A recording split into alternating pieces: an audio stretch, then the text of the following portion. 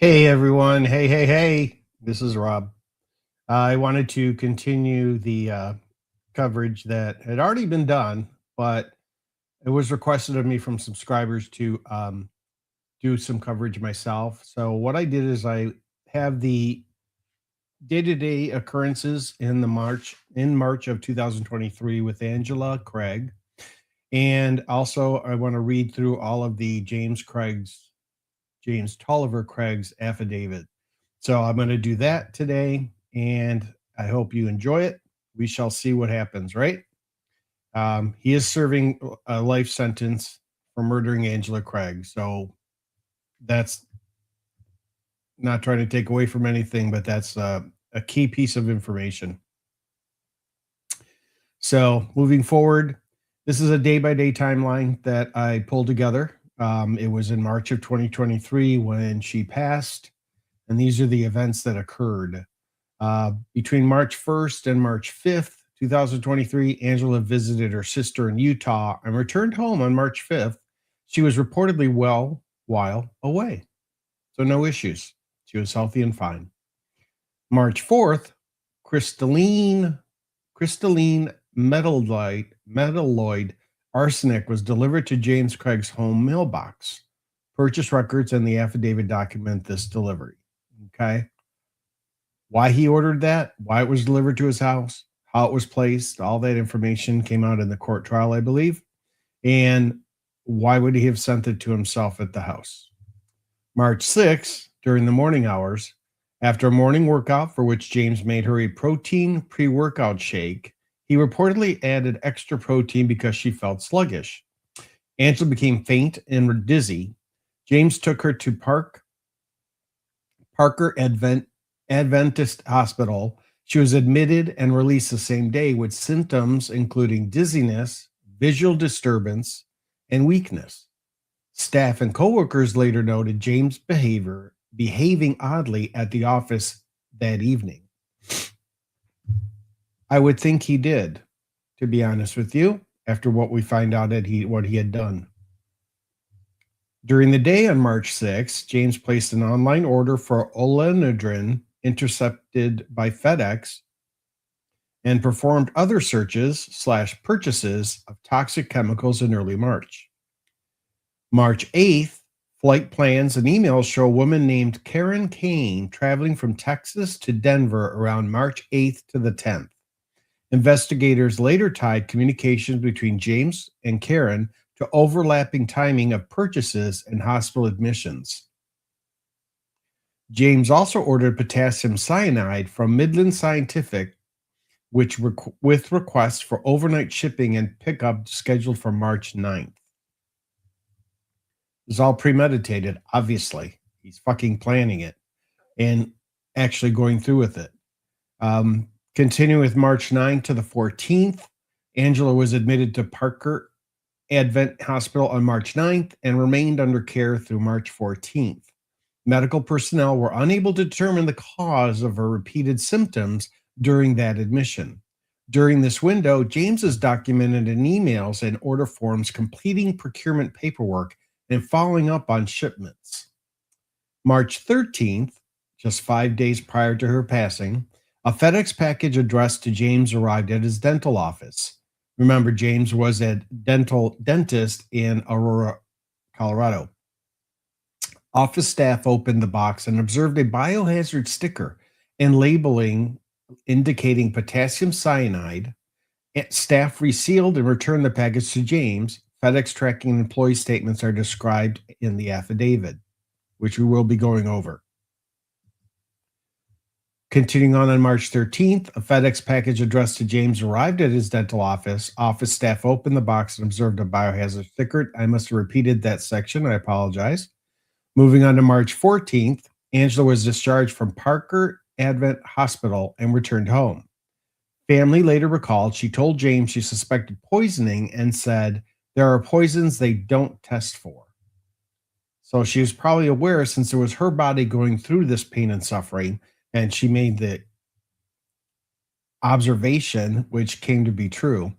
On March 15th, around 11:08 a.m., Angela was brought to University of Colorado Hospital, Anschutz, by her brother Mark at approximately 11:08 a.m. She suffered a severe seizure, was intubated, had no pupil reaction, and developed increased intracranial pressure. She was placed in the medical intensive care unit on life support and did not regain brain activity. This is March 15th. March 16th and 17th, investigators documented James' communications, emails, texts with Karen and other contacts, along with travel plans and possible attempts to conceal shipments. Family members reported marital strife and alleged incidences, including an alleged prior drugging years earlier disclosed by Angela to family. So this isn't his first attempt, but it was his last. On March 18th at 4:29 a.m., Angela was pronounced brain dead by University Hospital physician Natalie Held. Police subsequently obtained warrants and arrested James. He was booked and later charged with first-degree murder. And as if anyone who's followed this, the court trial came to fruition in 2005, this year, and in September, he was found guilty as well as sentenced to life imprisonment. Now I'm going to show you a quick glance at his mugshot. That's from the Aurora Police Communications Department. He looks horrible, which I expect him to be, looking like an idiot. And sorry. What I'd like to go to now is James Craig's affidavit. Hey, Kyra Hilton. Yeah, it's horrible, to be honest with you. So the affidavit was dated March 20th, 2023 at 8:30 in the morning. There was a case number 2023-48975 in case you wanted to look this information up for yourselves or other details that I might not cover. But this is the affidavit that was provided by via the arrest warrant from James Craig. Let me make that bigger for you. There we go. People of the state of Colorado, to all peace officers in the state, greetings.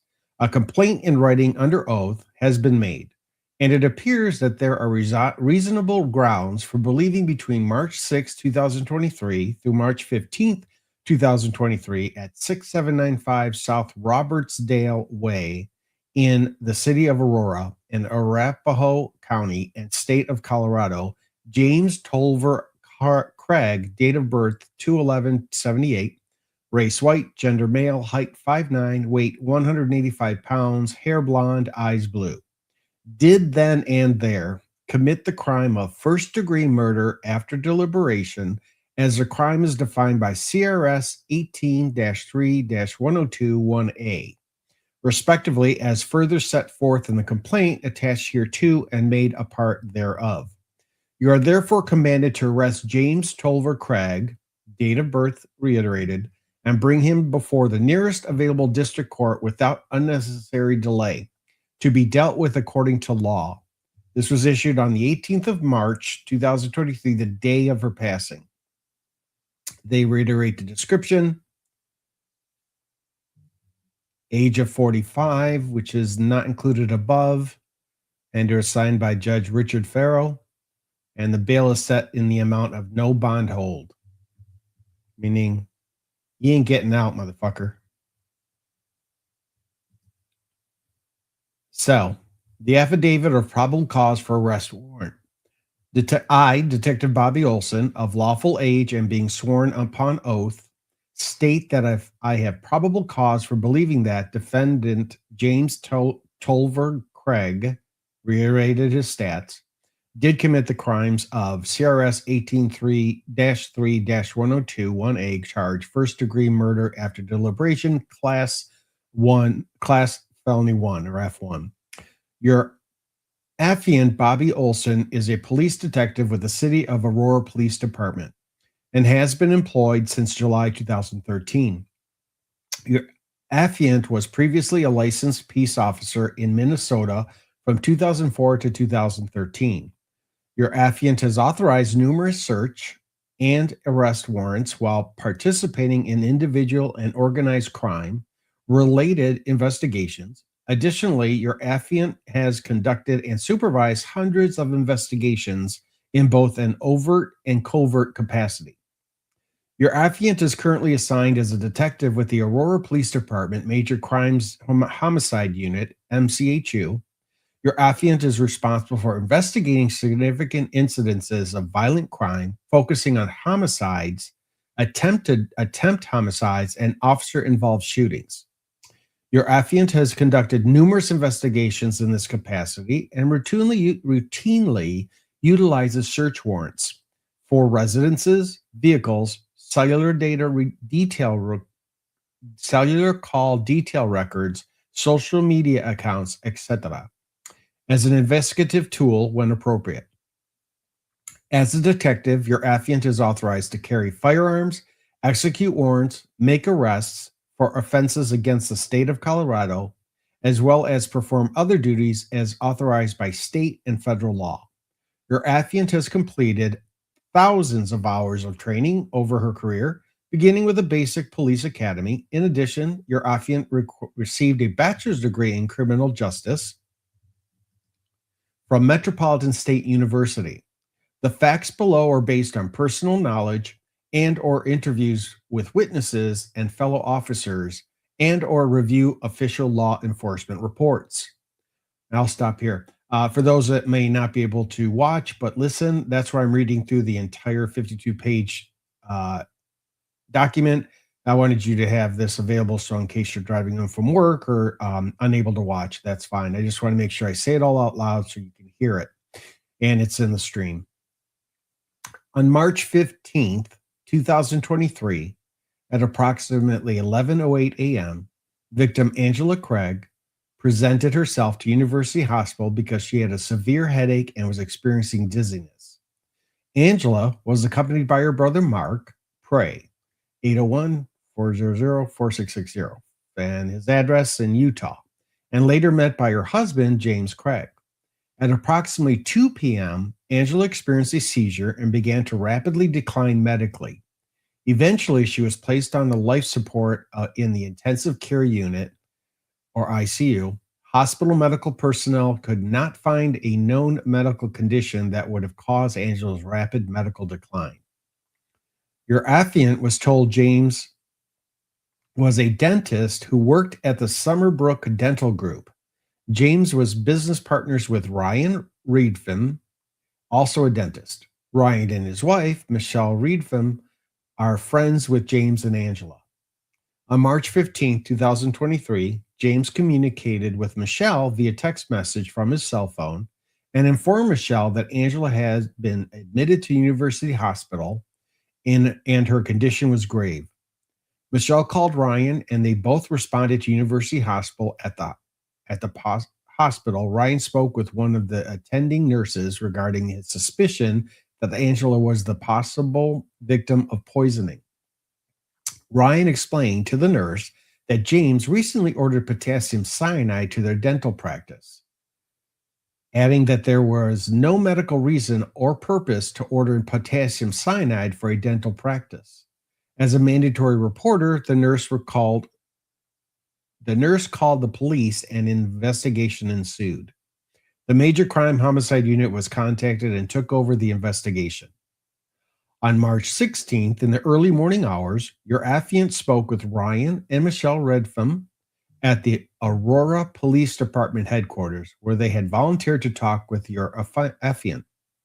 Ryan began by saying he and James had been business partners since August of 2002, when Ryan acquired James's dental practice, which had been struggling financially.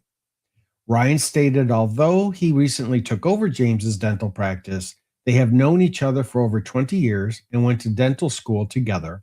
Ryan described James as a risk taker and found out he had filed for bankruptcy in 2021 and was on the verge of bankruptcy again.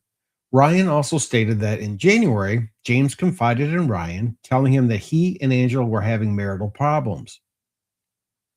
On March 15, 2023, office manager Jacqueline Caldron, phone number listed, contacted Ryan via phone as he was driving to University Hospital to be with James.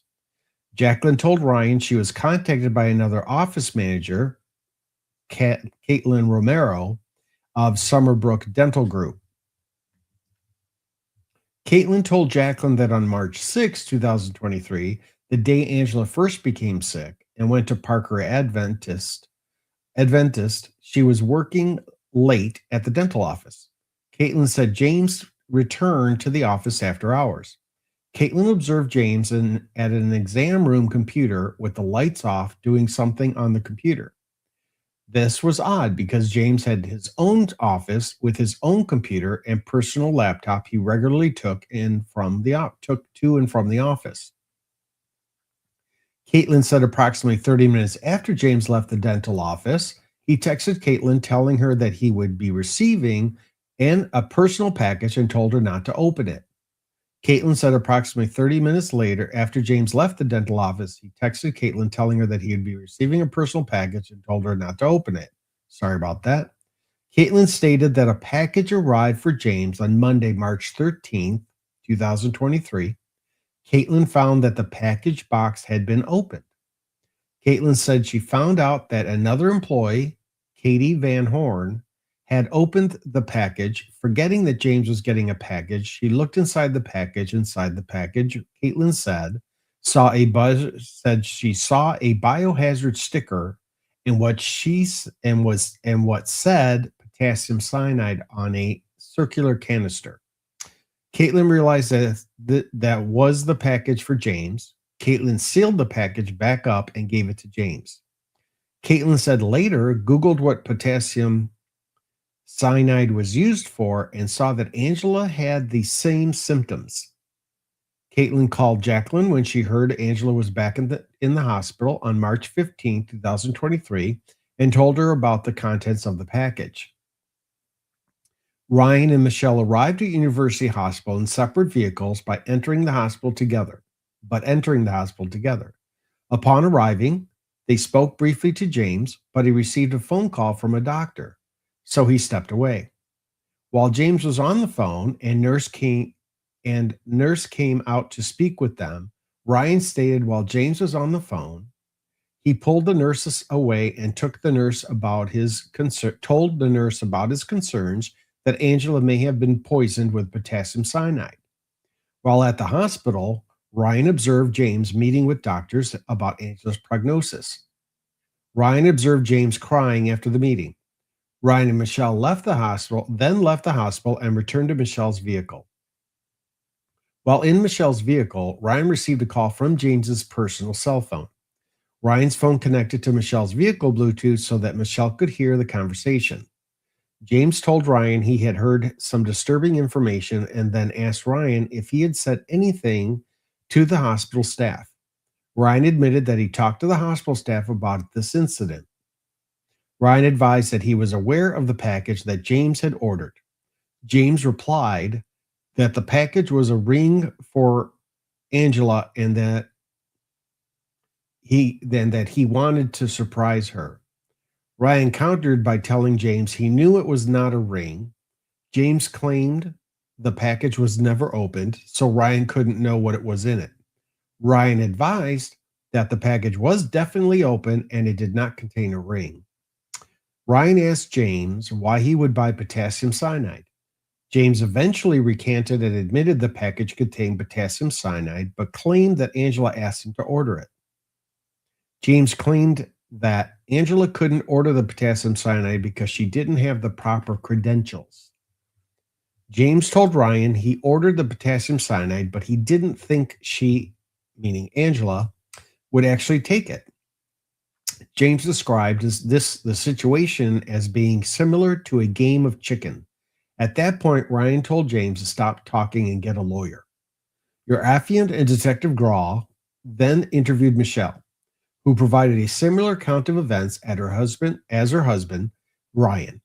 Michelle told your affiant that Angela had first become sick on March 6, 2023. Angela went to Parker Adventist Hospital and was released the same day. Angela reported she was dizzy and weak. Michelle stated Angela fell ill again and returned to Parker Adventist Hospital on March 9, 2023. Angela was admitted on March 9, 2023, and released on March 14, 2023. How do you keep releasing her? Medical personnel were unable to determine that was causing Angela what was Medical personnel were unable to determine what was causing Angela to have her symptoms. Michelle stated that the next day, March 15th, at approximately 11 a.m., Angela was brought to the University Hospital by her brother Mark. Michelle added that she had exchanged texts with James since Angela was admitted to Parker Adventist on March 9, 2023, trying to keep up to date with Angela's medical condition. Michelle stated she was a professor and had a PhD in nursing, so she asked James to keep her updated on Angela's symptoms to potentially assist in diagnosing her. Michelle provided your affiant screenshots of the text exchange between her and James beginning March 9, 2023. Your affiant confirmed the contact, Jim Craig, in Michelle's cell phone was James' phone number listed here. Your affiant reviewed the text messages. The blue boxes outline Michelle's statements, and the white boxes outline James's responses in reference to Angela's medical conditions. So without going through each of the text screenshots, I'm going to go back to the verbiage. So I'm going to fast forward. He's describing symptoms. They're discussing Angela. And these are pictures of her in the ICU, I believe. The text messages, continuing on with the verbiage from the affiant. The text messages noted the day Friday was March 10th, 2023. The text message noting yesterday was on March 15, 2023. Michelle contacted your affiant on March 15, 2023, and approximately 9 a.m., Michelle stated James called Ryan. However, he did not answer. Ryan then received the following text messages from James. So you have recent phone number. You have also names like Jim Craig listed in the cell phone with a mobile number. I don't want to read through these because I think they're too heart crushing. So, but they'll be in the stream so you can pause and read them for yourselves. Continuing on, Aurora Police Department Major Crimes Homicide Detective Chamberlain responded to University Hospital on March 16, 2023 at approximately 12:30 a.m. to speak with attending hospital staff. Detective Chamberlain learned that Angela arrived at University Hospital at approximately 11 a.m. It's almost over 12 hours. At approximately 2 p.m., Angela began suffering from a serious seizure, and doctors struggled to intubate her.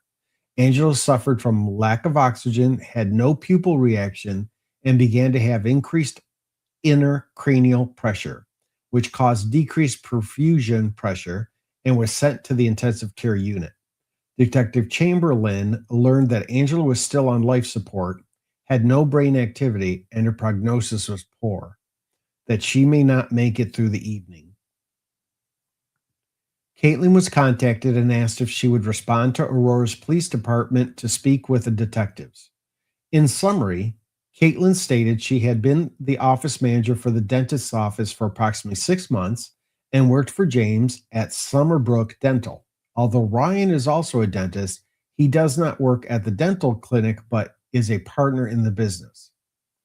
Caitlin knew that on March 6th, James and his wife, Angela, worked out in the morning. Before the workout, James made Angela a protein shake or pre-workout shake in which James gave her extra protein because she was feeling sluggish. After the workout, Angela became faint and dizzy, and ultimately James took Angela to the hospital. Caitlin also started to notice odd or strange things around the office. On March 6th, towards the end of the day, she found James in the dentist's office in a back medical area, which she referred to as exam room number 9. She thought this was strange because James had his own computer in his office and his wife had just been discharged from the hospital. Caitlin confirmed it was not common for James to use the computer in the exam room specifically number 9, because he had his own computer in the office and a laptop that he took home with him. Caitlin left a short time later, and James remained in the office. Approximately 30 minutes later, James sent her a text message saying he had a personal package coming to the office to let her know when it came.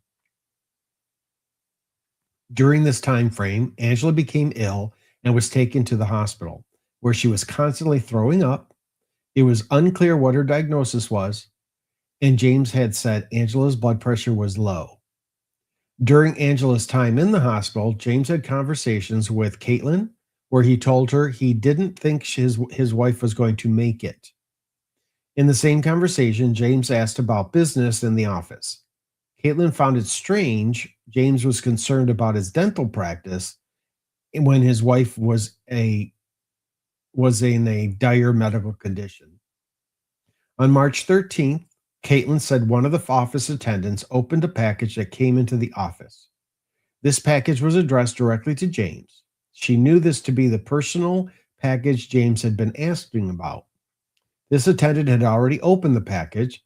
Caitlin took the package from the office attendant, which she intended to put in James's office. As Caitlin repackaged the box, she noticed a package slip that read potassium cyanide. Caitlin described the package as a foil square with no other markings on it. Caitlin said the package had a biohazard or warning, but she couldn't remember what it was. Caitlin resealed the box and hand-delivered the package to James. Caitlin later saw James walking down the hall of the office with a cylindrically shaped canister wrapped in brown paper or construction paper with a metal lid. Caitlin was unsure what the cylindrical canister was about, stated in the 6 months she had been at the dental office, she had not seen a similar canister. Caitlin had never seen potassium cyanide delivered to the office and was unsure what it was for, so she performed a Google search. In that search, Caitlin noted the side effects of ingesting potassium cyanide and matched the same symptoms Angela had been exhibiting over the last week, including nausea, vomiting, and low blood pressure. Caitlin said James told her when Angela was discharged March 14th, she made accusations that James had poisoned her. Angela said something to James along the lines of, "There are poisons they don't test for."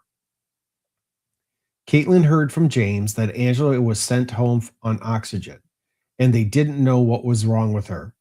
On March 15th, Caitlin learned that Angela was back in the hospital with the same symptoms. Caitlin said at one point she called their manager, Jacqueline, and who also thought James might be responsible for Angela's sickness. Caitlin then shared the information that she had about finding the potassium cyanide invoice. Caitlin stated she knew that James and Angela were having marital problems because James had recently mentioned he had told Angela that he wanted a divorce. Caitlin said James had been distant from time to time at work and would leave sometimes at lunch because he and Angela were having fights. Caitlin said she had not seen the package since the day she gave it to James and said the trash was collected by the trash company daily. On March 16th, Detective Marino was contacted by Child Protective Services caseworker Sydney Romero, who met with the members of the Craig family, James Craig and his children. Individually, in her conversation with James, she believed James made some concerning statements. Namely, James alleged that Angela was suicidal and had been for some time. James claimed that he, personally, has had to review Angela on several occasions over the last few months. James said he asked Angela for a divorce in December of 2022. And since that time, Angela's depression and suicidal ideations have increased. Let me take a sip of coffee, sorry.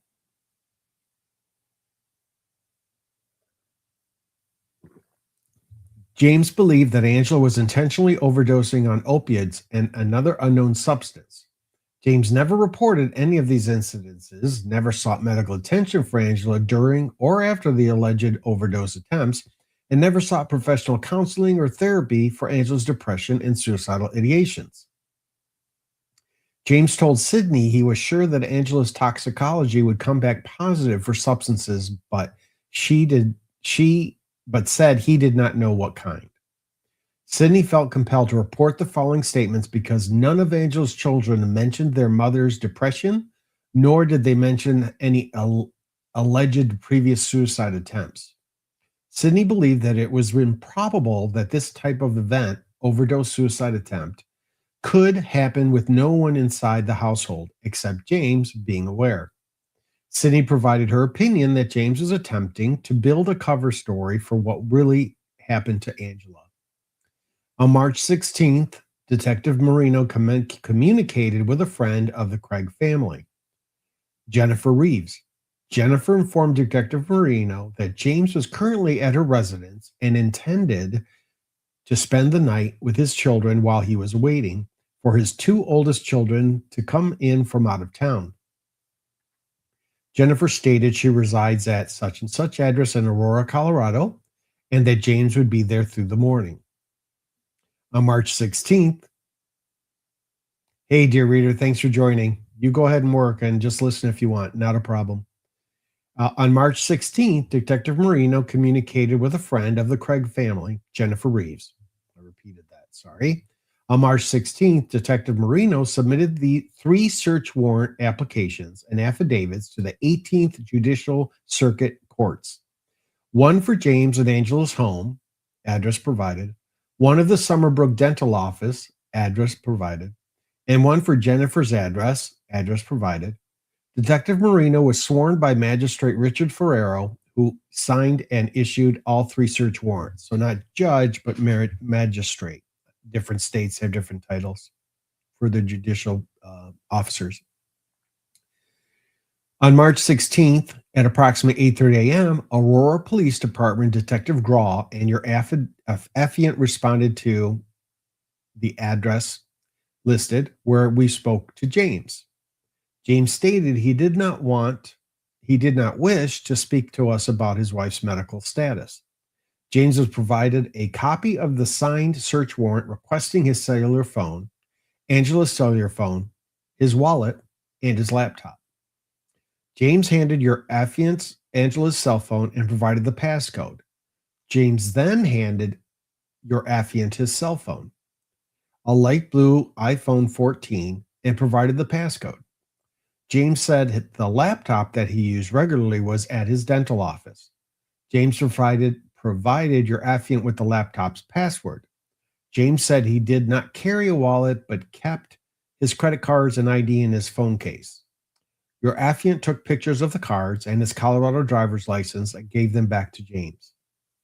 On March 16th at approximately 8:45 a.m., your affiant, along with other major crimes homicide detectives, responded to address listed and executed the search warrant. Upon clearing the residence to ensure no one was inside, your affiant noted the house was affixed with both external and internal surveillance cameras. After the residence was cleared, Aurora Police Department Detective Marino completed an amended search warrant to include the seizure and search for the external and internal surveillance equipment and recorded surveillance footage. The search warrant was signed by 18th Judicial District Magistrate Heidi Kucher.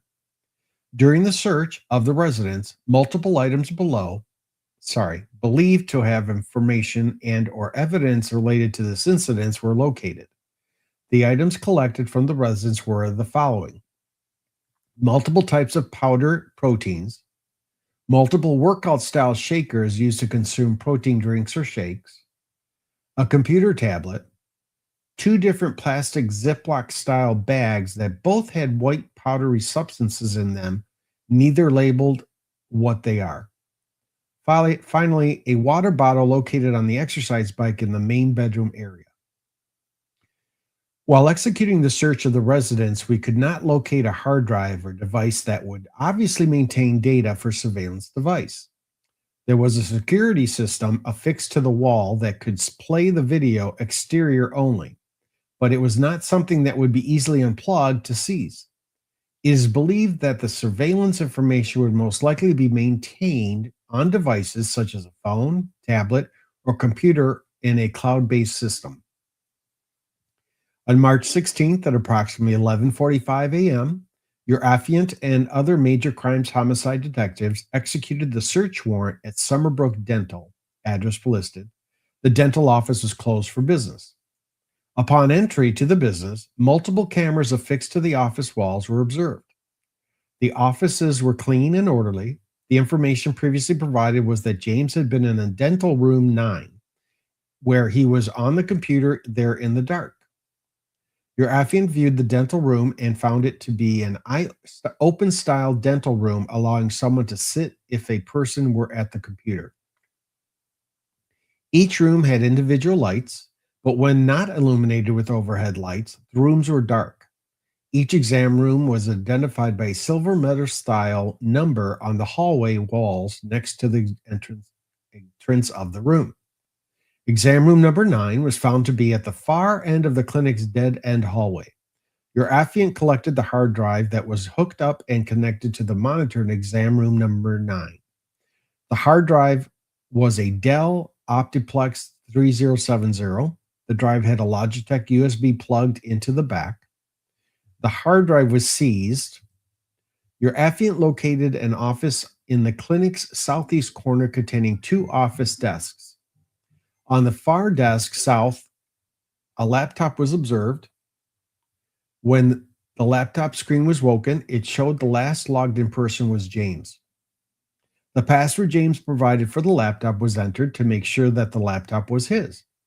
The password activated the laptop and opened it. No further investigation into the laptop's content was conducted.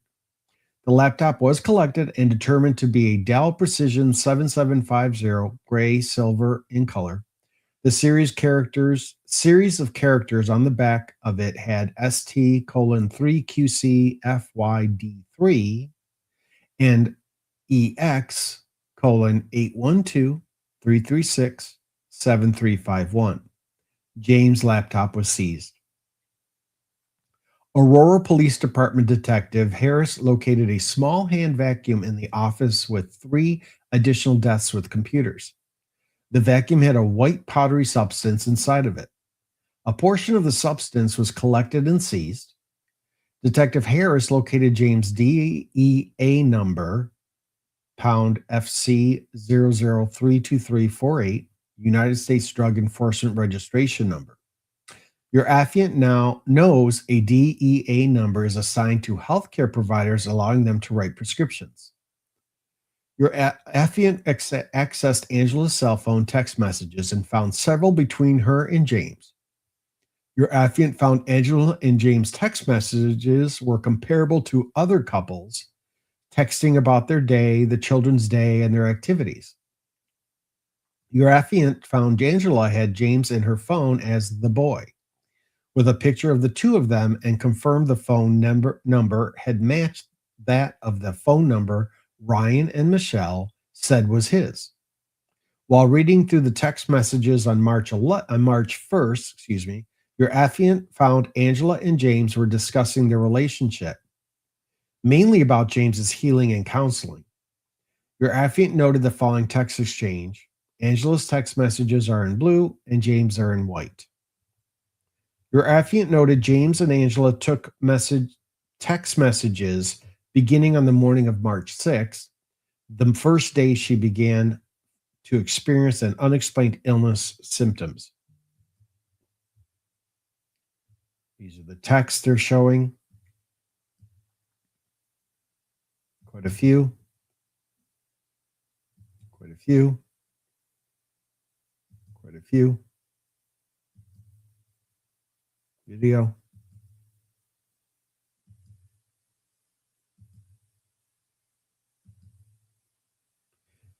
On March 16th, Detective Harris was sworn in by Arapahoe County Honorable Magistrate Heidi Kuchar for multiple warrants. Detective Harris received signed warrants, for James's blue iPhone 14 Plus, the hard drive collected from Dental Room 6 at Summerbrook Dental Office, James's laptop from the dental office, and James's iPad collected from the residence at address listed. The warrant permitted a search and download of the devices. The blue iPhone Plus specifically requested a search from the dates of February 16th to March 16th. Hey, half-assed. No, I did not see that. Sorry, off topic, y'all. Did you see that low file for Chapter 7 bankruptcy today? No, I haven't seen that. I'll have to go and check it out. If you know the bankruptcy number, let me know. Otherwise, I'll go find it after my stream. But I want to get through this, obviously, because I think it's important also. But low's a deek. What are you going to do? On March 17th, due to the forensic detective being off work, an initial history search of the devices was conducted. Your affiant and Detective Harris plugged the hard drive into a TV to look at the history of dental room number 9. Detective Harris opened the Google Chrome page and saw the above depiction just below the X area of the web page that you would click to exit the page was a J. When the J was selected, it provided a possible additional email account of James. The known email on his phone was dinosaurjim@me.com. This new email was jimandwaffles@gmail.com. Waffles could be AKA Karen. Let's see what happens. Detective Harris had then clicked on the 3 small dots to the right of the J and clicked on the history. The history of the email account began on February 27, 2023. Lucky he requested a month from February 16th to March 16th. This appeared to indicate that the email address was created on that date. Beginning on February 27th, we observed that the user had conducted searches related to poison. Those searches included how many grams of pure arsenic will kill a human and is arsenic detectable in autopsy. And these are screen prints or screenshots, as they referred to them, of those searches. The first screenshot on February 27th provided the following history. James had searched chemical suppliers in Aurora, Colorado, and also had made a purchase via Amazon. We click on the Amazon order and found the following. Ordering through Amazon. The Amazon order number in the email was 111-102-2934-107-8630. Was then clicked on, and the Amazon account pulled up an order. The item was ordered on February 27, 2023, and delivered to the address listed here, James's address, and left in the mailbox on March 4th, 2023. The item ordered was arsenic metal 99.9999% crystalline metalloid, 10 grams for element collection. It costs $13. This is horrible. In the description of the item James purchased, the information stated that arsenic is often believed to be used for murder, as it has been in many crime novels. The second portion of the informative description stated that the real danger is in swallowing it, which could very well prove fatal. The next screenshot showed the following history from 3:32 p.m. to 3:35 p.m. The screenshot shows the search history from 3:28 p.m. to 3:32 p.m. A lot of searches there. The next screenshot showed the search history from 3:22 p.m. to 3:28 p.m. James searched arsenic on the Alpha Chemistry website that provided the many variations of arsenic. The next screenshot from 3:20 to 3:22 p.m. provided the following. This particular search had a Google search of how many grams of pure arsenic will kill a human. When the link is clicked, there is information of what could be an exposure or lethal dose. The next screenshot from 3:15 to 3:20 p.m. provided the following. The bottom of the screen shows a search of is arsenic detectable in autopsy from the Carlson Company. When the website is checked for Carlson Company, the following can be found. The next screenshot from 311 to 316 provided the following. The search history provided YouTube searches for top 5 undetectable poisons that show no signs of foul play, how to make poison, and the top 10 deadliest plants. They can kill you. Why the fuck is YouTube allowing that kind of shit out there? Explain that to me. The top 5 undetectable poisons showing no signs of foul play is a video by It's All Viral above. The video provides the top 5 undetectable poisons and how they affect certain people. The following information is a synopsis of what was provided. Polonium, an ex-Russian spy, killed by this in a teacup, I should say.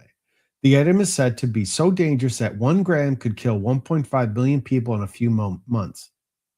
Mercury, Amadeus Mozart was killed by lethal mercury pills. There are 3 forms of that can be ingested, inhaled, and consuming it. Did not know that. Cyanide, found in countless items in the home and other locations, 1.5 milligrams per kilogram of body weight is a fatal dose for humans. Botulinum toxin, if not treated immediately, leads to paralysis. If not treated right away, can lead to death. Arsenic, virtually undetectable besides the Marsh test used in murder and mystery. The following screenshots from 302 to 312 providing the following. The screenshot 239 to 302 provided the following. In this portion of search, there is information regarding oleandrin and how to make poison from oleander. The screenshot from 209 to 2:39 p.m. James had searched via Google by oleander and through Nerdfighteria Wiki, 6 deadly undetectable poisons and how to detect them. When you click on the by oleander, you get a Google search for the plant. The Nerdfighteria Wiki described multiple poisons in the text as well as had a video of the perfect poison. This site provides the following information. Within the text of the information, the following is provided about arsenic cyanide. The article is somewhat lengthy but has information on some of the symptoms of cyanide. The symptoms are weakness, nausea, difficulty breathing, and seizures or cardiac arrest. The video explained that cyanide is very hard to detect and that it is often too late by the time doctors can diagnose what happened. This concluded the search history on this date and anything related to poisons. When we clicked on the Amazon order, we could view the emails from the jimandwaffles@gmail.com account.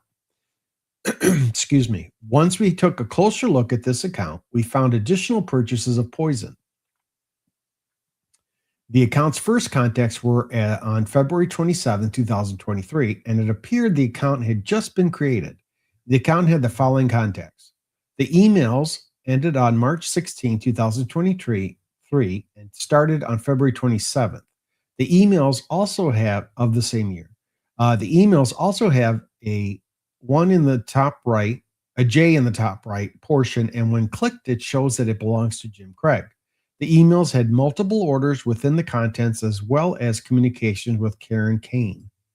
Within the contents of the emails, there is an order on March 9th, from Midland Scientific.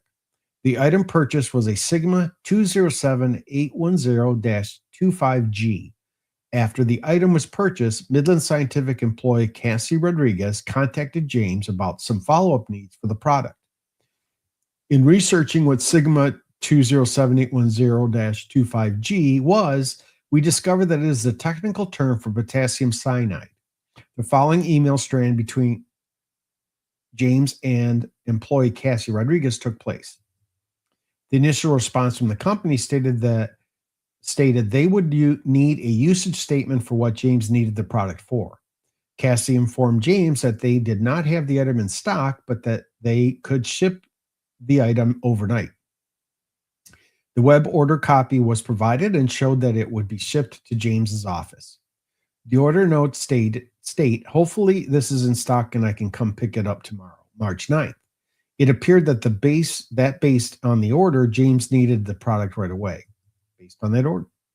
The email then provided a PDF from the company of the restricted item usage statement form. The form provided the details needed to be filed out by James for his purchase of the specific product of Sigma.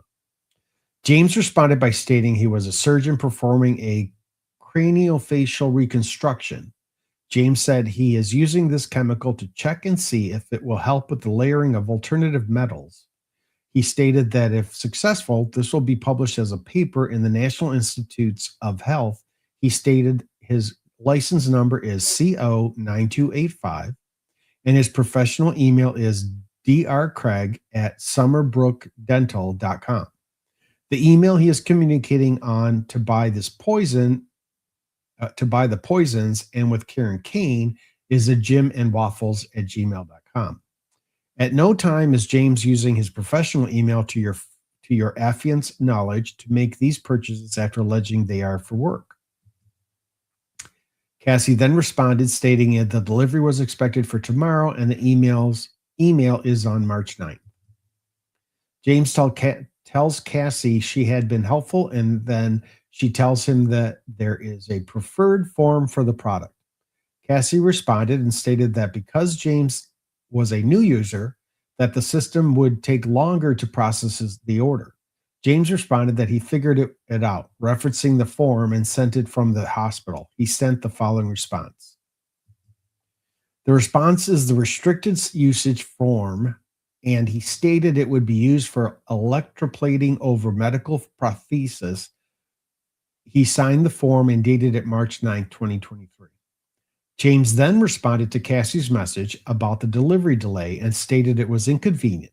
He stated he will shuffle some things around and then get the delivery Friday, March 10th. On March 10th, James contacted Cassie to ask if she had the shipment information. Cassie had sent a response from the supplier that the shipment is expected Saturday, March 11th. James again asked about tracking information. James again contacted Cassie on March 11th and stated it was 7:30 p.m. He waited all day for the shipment at his office. James' office is only open Monday through Thursday. James still had the shipment sent to his office on a day off. He had communicated with Caitlin that he had a personal package coming to the office and not to open it. It was believed that this package was the personal package. Cassie then responded to March 13th.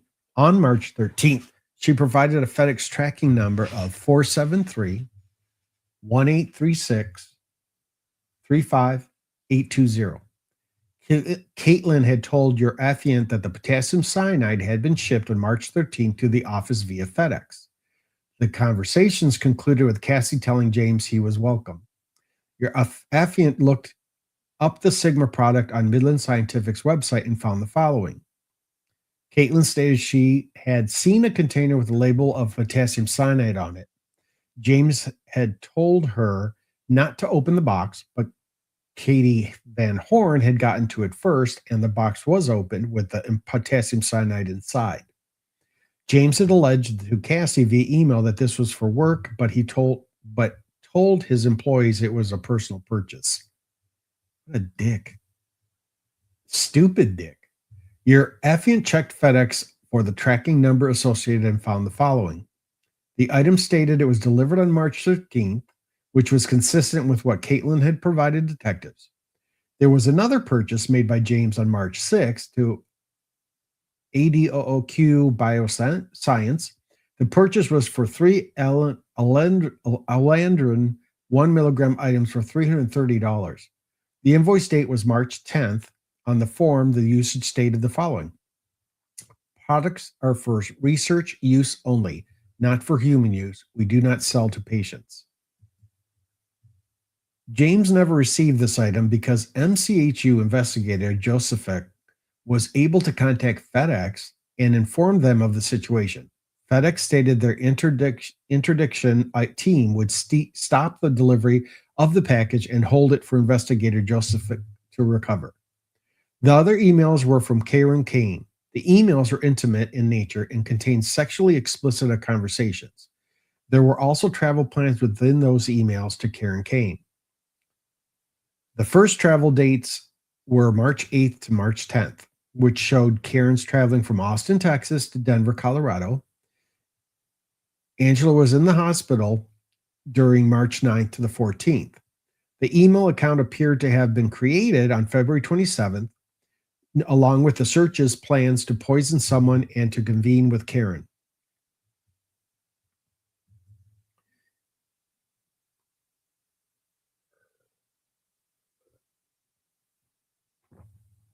It appeared that James had Karen visit him while his wife was in the hospital sick. The second flight itinerary was from March 16th to the 20th. This flight was purchased on March 4th, which was the same date that the arsenic was delivered to James's house. A follow-up email from Karen on March 16th suggested that James had told her something had happened to Angela. Karen sent James an email explaining how sorry she was for him and that she wished she was helping him, not pulling him away. She stated she knew it had to be so hard when he was going through what he was going through, and that she wanted to be there for him, but did not want to mix in with his family and friends and pretend to be only a friend when there was something more. On March 17th, your affiant spoke with Angela's sister, Tony Kofit, date of birth listed. Tony stated that she and Angela spoke almost daily. Angela visited her in Utah from March 1st through March 5th. While in Utah, Angela was neither sick nor complained nor feeling of not feeling well. Tony stated Angela and James's marriage had always been tumultuous. James had multiple affairs with several women, told Angela he had been addicted to pornography since he was a teenager, and drugged Angela approximately 5 to 6 years ago. Angela told Tony that James drugged her an unknown drug because he had planned to go into their bathroom and give himself a lethal injection of something and commit suicide. James told Angela he drugged her so she wouldn't find him nor be able to save him, which would give the lethal drugs time to kill him. Your affiant believed that this was James's referred to in the text message exchange outlined in red earlier in this affidavit. Given our history, I know that must be triggering. Just for your record, I didn't drug you. Angela told Tony several times over the past 16 years that she was going to leave James, but said that James always convinced her to stay. Angela told Tony that James had run the dental office into the ground and that their finances were dire. Angela complained to Tony that James recently traveled to Las Vegas, where she said he gambled away over $2,000. When James updated Tony on Angela's status, James said he would not allow the hospital staff to conduct an autopsy. Tony said she pled with James, asking him to do an autopsy in case it was genetic so they could prevent one of their children from getting sick.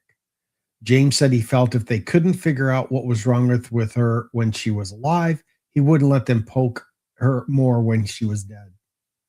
On March 18th, your affiant was advised Angela was pronounced dead at 4:29 p.m. by University Hospital physician Natalie Held.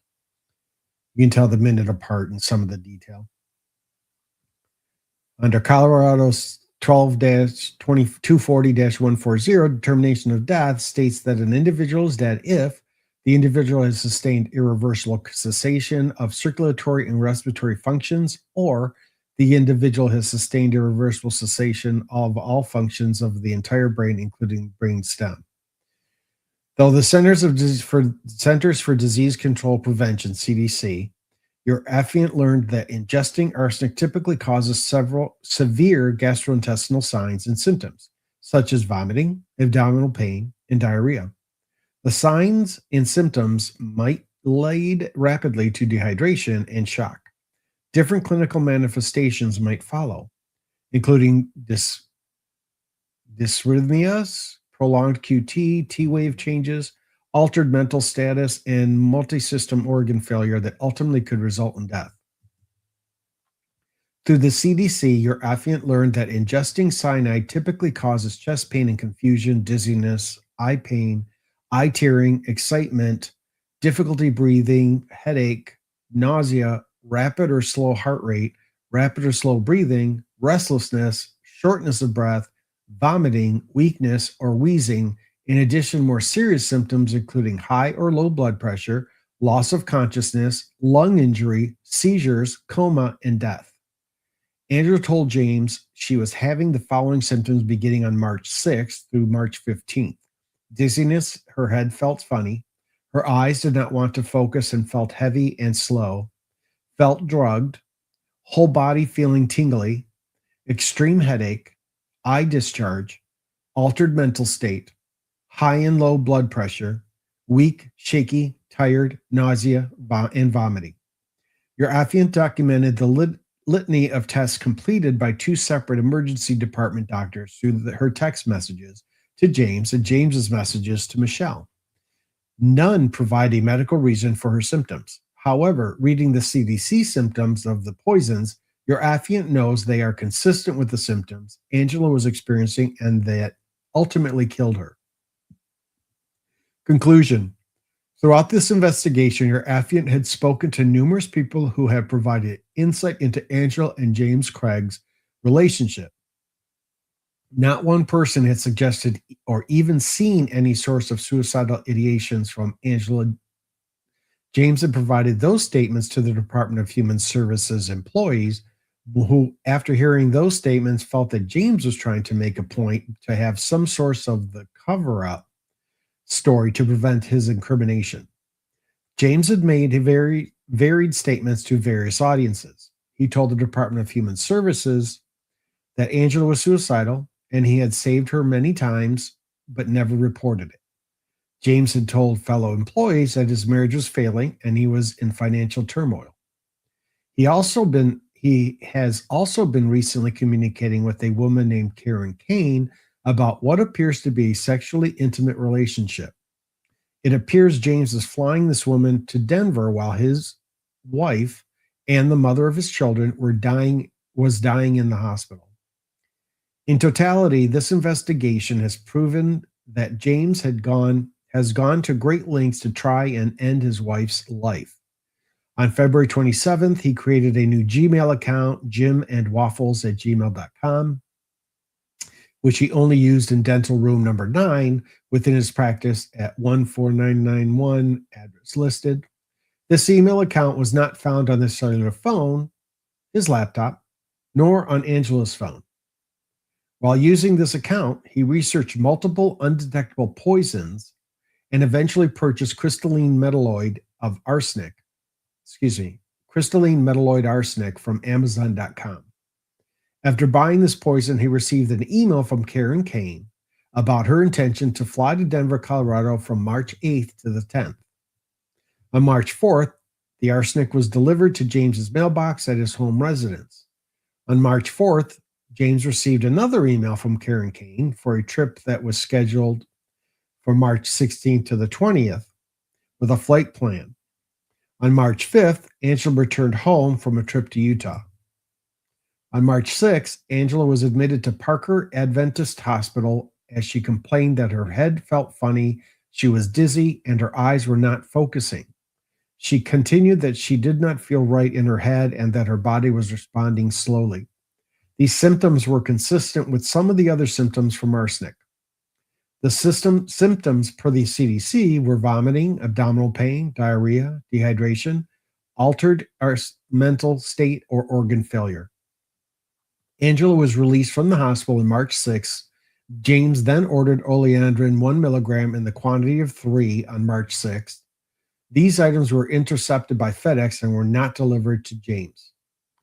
Angela was on March 8th. According to the flight plans from February 27th, Karen Kane came to Denver, Colorado. James then ordered Sigma 207810-25G, potassium cyanide, from Midland Scientific with a request to have the items overnight. He requested to pick them up on March 9th specifically. There were delays in the shipment due to verifying his credentials. James responded while Angela was in the hospital that he could complete the form and that the potassium cyanide was needed for surgery. James showed impatience in the email string between him and the Midland Scientific employee. James then told his employee, Caitlin, that he had a package coming to the office on March 13th and that package was personal. The package was accidentally opened by an employee named Katie, and Caitlin took the package and repackaged it, knowing James requested it not to be opened. As Caitlin repackaged the item, she saw it was potassium cyanide. Caitlin never saw the potassium cyanide within the business again. It should have remained in the business if it was truly used for surgery, as James alleged. On March 14th, Angela was released from the hospital and returned home. On March 15th, Angela returned to the hospital at approximately 11 a.m. This time, Angela was at University Hospital Anschutz. Angela started to suffer from a severe seizure and was intubated.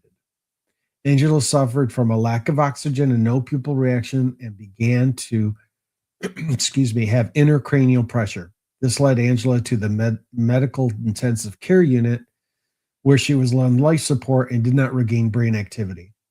James was known to make Angela's protein shakes regularly and had administered many to her.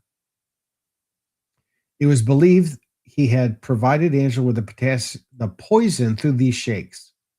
Per the CDC, the more severe symptoms include high or low blood pressure, loss of consciousness, lung injury, and seizures, and death. James had ordered multiple poisons that were not known to have been located during the searches of his residence or business. James has not attempted to speak with police regarding what occurred with his wife, but has made statements that he had answers to what happened. James had only repeatedly asked for his phone back. Based on the totality of the investigation, James had shown the planning and intent to end his wife's life by searching for ways to kill someone undetected, providing her poisons that align with her hospitalized symptoms, and working on starting a new life with Karen Kane. Your affiant finds there is more than enough preliminary evidence sufficient to arrest James Craig with premeditated first-degree murder. Based upon the foregoing facts and circumstances, your affiant feels that she has probable cause to believe that the offenses, CRS 18-3-102, 1A, charge premeditated first-degree murder, Class F1, Felony 1, has been committed, that Craig Tolliver Craig, dated birth listed, did commit the offense. I have read the foregoing statement, and the matters stated therein are true to the best of my knowledge and belief. Signed by the affiant, Detective Bobby Olson. And that was subscribed and sworn on the date of March 18th, the day that Angela passed. So it's just wrong.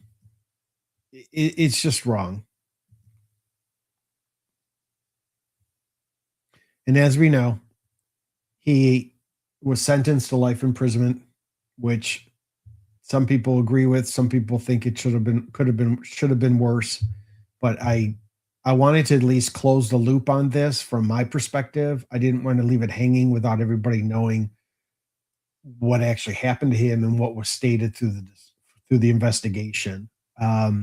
It's a tough one to cover. I just want to let you all know that. There's parts that trigger me, so that's why I had all weekend thought about, do I do it, do I don't do it? But I just wanted to finish the loop. I did the 2 streams, and I hope that Angela finds peace wherever she's at, and I hope her family and friends know that it's from the bottom of my heart. I pray for you all, and I don't want anyone to ever go through something like this again. Being that he's locked up, I pray that he's never let out loose to be able to do this again. And it did teach us a quick lesson, just like the assistants in the office. If they saw something that was wrong, bring it up, say something, don't wait, because that could have made a difference in her life if they would have brought up the fact that there was potassium cyanide sent to the office. Not that they'd know why or what, but just something was odd about that. And I don't care who you work for, it's something that you need to make a note of and let the right people know, or maybe his partner, something. But just think about the difference it could have made. Don't feel bad. Don't worry. I'm just letting other people know. If you see something, say something. It's a very simple statement and catchphrase to follow. And I do want to say that Angela is free. I want to add that James will never be free. Okay. So let's end on that note. And I thank you all for attending today and listening to me talk about this. I will have to look into the follow up with fucking Laura Owens, who, of course, today, the day before her judgment debtor's exam due tomorrow, right, December 9th, she submitted for Chapter 7. I'll look into it and pull a stream together for you all, if not tonight, tomorrow. Thank you all for attending. I appreciate it. Thank you. Bye now.